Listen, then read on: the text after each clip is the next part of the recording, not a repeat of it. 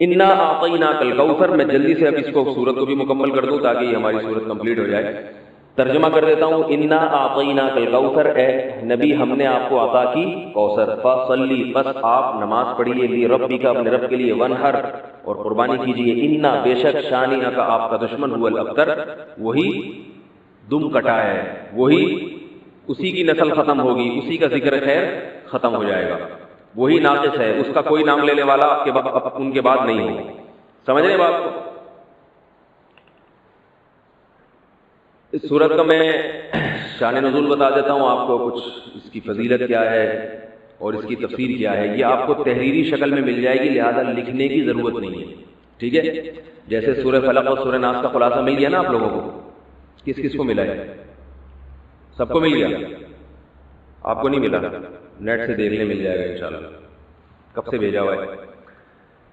اس کے بعد اذا جاء نصر اللہ قل یا ایھا الکافرون، ان صورتوں کے بھی آپ کو خلاصے سورہ اخلاص کا مل جائے گا انشاءاللہ.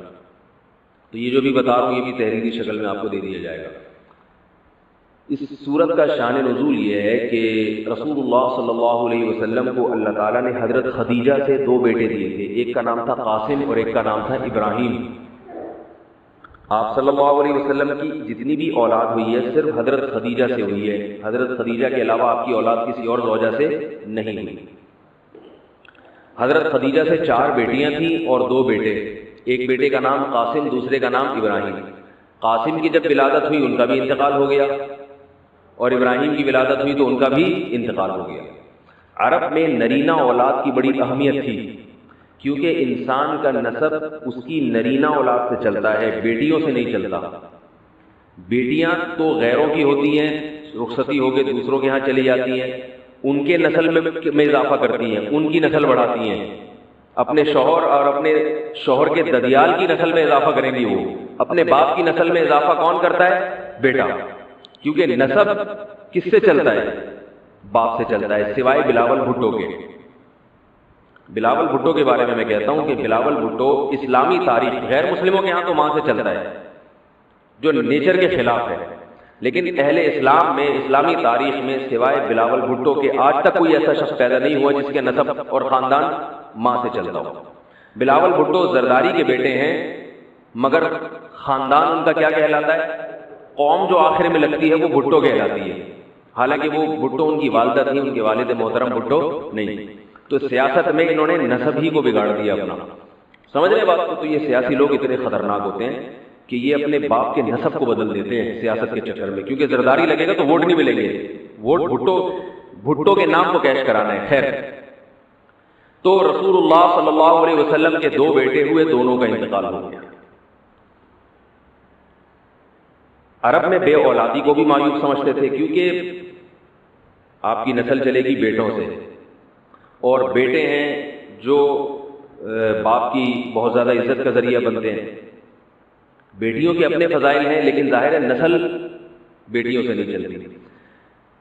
تو جب نبی صلی اللہ علیہ وسلم کے دونوں بیٹے مر گئے، دنیا سے چلے گئے، تو عاص ابن وائل بہت بڑا دشمن تھا اہل اسلام کا، وہ اور قریش، دیگر قریش، وہ یہ کہنے لگے کہ محمد صلی اللہ علیہ وسلم معاذ اللہ ابتر ہیں. کیا مطلب؟ ان کی نسل ختم، اور ان کا نام لینے والا ان کے بعد دنیا میں کوئی نہیں ہوگا، کیونکہ بیٹے ہی نہیں ہیں. تو ریاض کون رکھے گا؟ اولاد ہی نہیں ہے، باپ دادا کے نام کون لے گا؟ اولاد تو ہے ہی نہیں، بیٹیاں ہیں. سمجھ رہے بات کو؟ آپ صلی اللہ علیہ وسلم کو اس طعنے سے تکلیف ہوتی تھی، تو اس پر یہ صورت نازل ہوئی کہ اے نبی، آپ کا ذکر ختم نہیں ہوگا، آپ کی روحانی اولاد بہت ہوگی.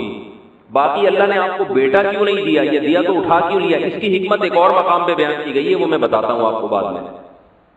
لیکن بتایا گیا کہ اے نبی، آپ کا ذکر ختم نہیں ہوگا، بلکہ یہ جو کہہ رہے ہیں نا کہ آپ کو خیر نہیں ملی، ابتر اسے کہتے ہیں جس کے نسل میں یا جس کو، کیونکہ جس کی اولاد نہیں ہے نا اس کو یہ سمجھا جاتا ہے، اور حقیقت بھی ایسے ہی ہے کہ بہت بڑی خیر سے محروم ہو گیا. وہ بڑھاپے میں خدمت کے لیے نہیں ہے، کاروبار سنبھالنے کے لیے کوئی نہیں ہے، دین کے مشن کو آگے لینے کے لیے، چلانے کے لیے نہیں ہوگا، اور تذکرہ نسل میں نہیں ہو سکے گا. تو یہ ساری بھلائیوں سے انسان محروم ہو جاتا ہے. تو نبی کو تسلی دی گئی انا اعطینا الکوثر، اے نبی ہم نے آپ کو خیر کوثر کہتے ہیں خیر کثیر کو، بہت زیادہ بھلائیاں ہم نے آپ کو عطا کر دی ہیں. کوثر سے نہر کوثر تو ہے، لیکن کوثر کا جو لغوی مطلب ہے، ڈکشنری میں جو مطلب ہے وہ کیا ہے؟ اصل میں حوض کوثر کو نہیں کہتے بلکہ کسے کہتے ہیں؟ خیر کثیر. اے نبی ہم نے آپ کو خیر کثیر عطا کی ہے، جس میں کیا ہے؟ نبوت، عزت، آپ کا قیامت تک تذکرہ ہوتا رہے گا.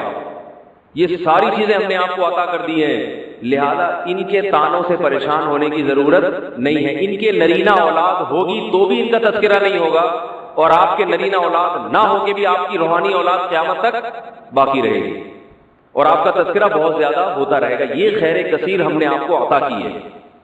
پھر اسی خیر کثیر میں سے ایک خیر حوض کوثر بھی ہے، جس کا نام کوثر اس لیے رکھا گیا کہ وہ ایک پانی کی نہر ہے جو نبی صلی اللہ علیہ وسلم کو قیامت کے دن دی جائے گی، اور آپ صلی اللہ علیہ وسلم خود بھی اس سے پیئیں گے اور اپنے امتیوں کو بھی اس سے پلائیں گے. اس پانی میں بھی اللہ نے خیر کثیر رکھی ہے.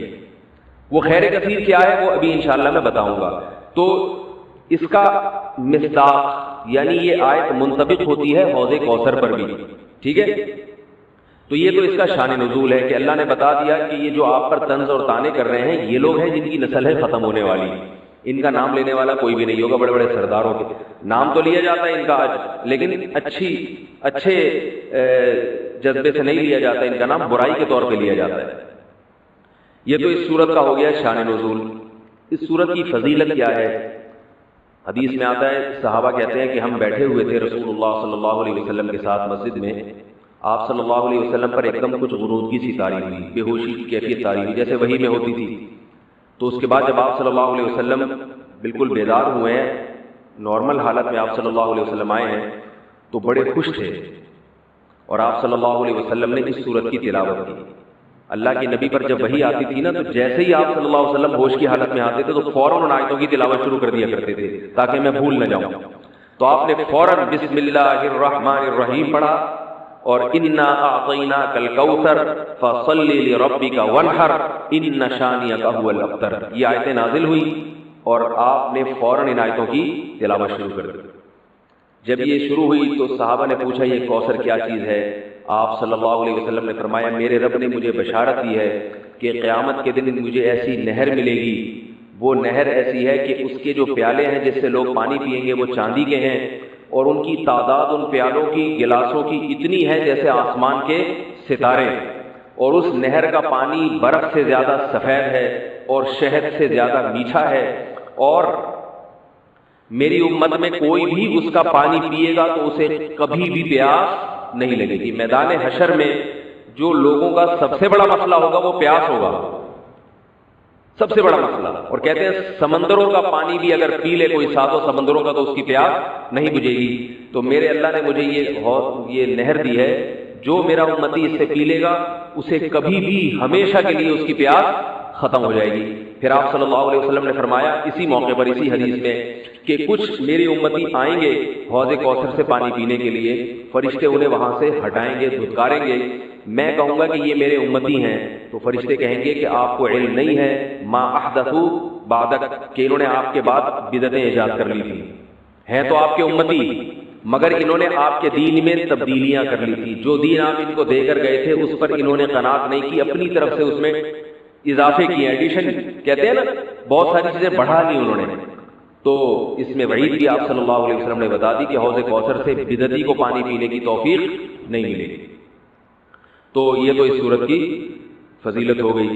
اب اس صورت کے مضامین کیا ہیں، تفسیر کیا ہے اس کے اسباق کیا ہوتے ہیں، یہ انشاءاللہ پھر وقت چونکہ ہمارا پورا ہو چکا ہے، یہ اگلے لیکچر میں سورہ ماعون کے ساتھ. وما علینا الا البلاغ.